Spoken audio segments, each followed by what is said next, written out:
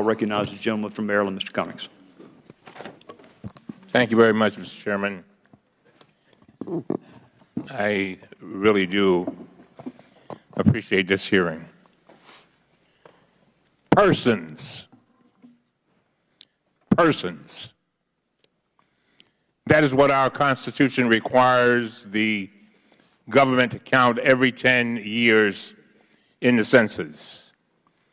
Not citizens, not immigrants, persons. That means every body counts.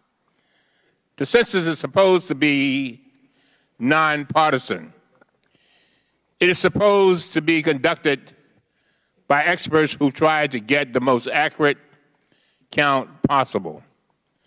But the Trump administration is now politicizing the census by rushing to insert a new, untested question about citizenship that will discourage people from responding and result in an inaccurate count. That's what I said, result in an inaccurate count.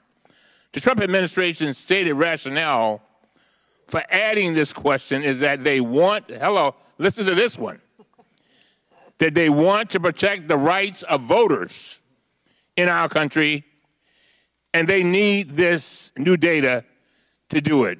Give me a break.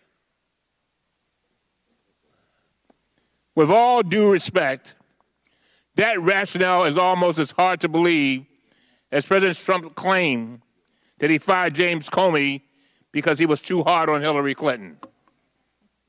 Give me a break. The rationale is also difficult to believe because the Trump administration's record on voting rights goes in the exactly opposite direction, suppressing legitimate voters, suppressing them. So now they come up with this question that's supposed to help people vote more. For example, President Trump falsely accused millions of Americans of voting illegally in the last election. The president then set up a sham commission to go out and try to find evidence to back up his false claim. He appointed Kansas Governor Chris Kobach to lead the commission.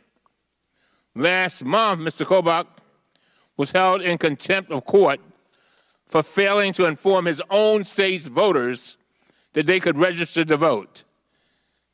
Finally, the president dissolved his commission without identifying any evidence to support his claims. What about the Justice Department?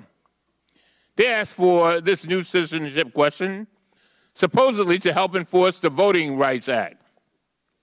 However, during the entire tenure of the Trump administration, the Justice Department has not filed a single new voting rights action.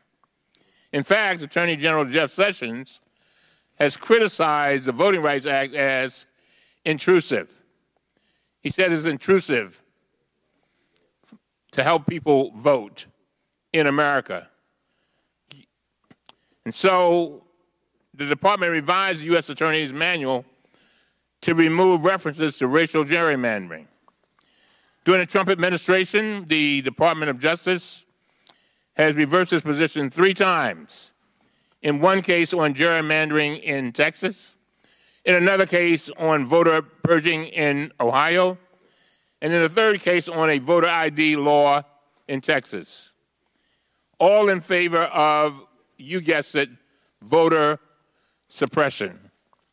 On March 22, 2018, a coalition of some of the nation's most esteemed voting rights advocates and organizations sent a letter to the Commerce Department condemning this new question. They explained that this data has never been needed since Congress first passed the Voting Rights Act in 1965. According to their letter, and I quote, the DOJ maintains that a new citizenship question will ensure better enforcement of the Voting Rights Act. Ladies and gentlemen, this is false. Since the passage of the Voting Rights Act in 1965, the census has never asked all persons to report their citizenship. They went on, and I quote, to say, in other words, a mandatory question on citizenship has never been necessary to ensure robust protection of the right to vote. That is just as true now as it was in 1965 when the Voting Rights Act was passed. Think about it. The most prominent voting rights groups in the country say that the Trump administration's rationale for adding the citizenship question is false.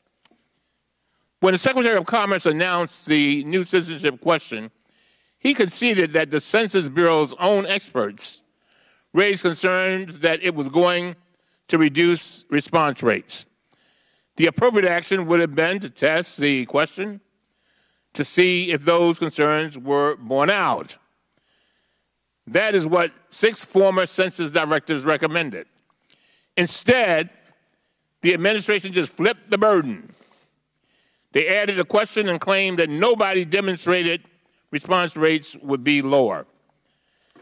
Mr. Chairman, unfortunately, as we have tried to investigate this issue, we've been blocked. We requested documents from the experts inside the Census Bureau who raised concerns about this question, but the administration provided none. They told us that they might give us a subset of the documents we requested after Memorial Day, when they're required to produce them to private litigants. This is not the way oversight is supposed to work. As I close, 2 weeks ago, all the Democrats on this committee sent a letter asking you to subpoena these documents so we could review them before today's hearing, so as we might be effective and efficient as possible. But you did not respond. We did not get the documents, and we are now constrained in our questioning of these witnesses. Mr. Chairman, this issue is squarely within our committee's jurisdiction. For all these reasons, I would like to ask whether you intend to issue a subpoena, and with that, I yield back. And thank you.